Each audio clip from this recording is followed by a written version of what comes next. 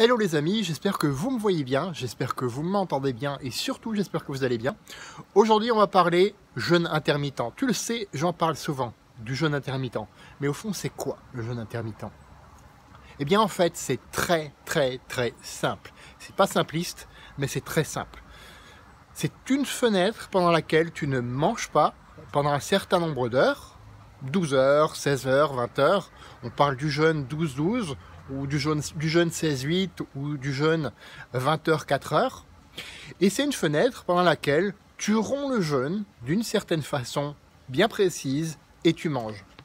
Donc par exemple, comme je le disais, 4 heures, 8 heures ou 12 heures. 12 heures, c'est vraiment la base, c'est ce que nous devrions, même si j'aime pas utiliser ce mot, donc tu le mets entre guillemets, hein, nous devrions, enfin, il serait idéal que chacun puisse faire le jeûne au moins 12-12. Ça permet au corps de faire le ménage, ça c'est la première raison. Donc toutes les toxines, tout ce qui est inflammation et tout ça, c'est enlevé pendant cette période où ton corps fait le jeûne, fait le ménage.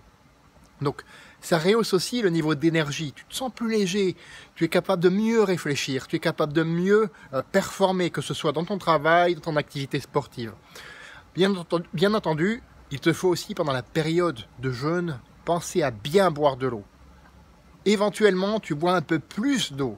Éventuellement, tu rajoutes du jus de citron. Éventuellement, tu rajoutes du vinaigre de cidre qui a été reconnu comme pouvant amplifier, améliorer, optimiser les résultats obtenus grâce au jeûne intermittent, tout simplement.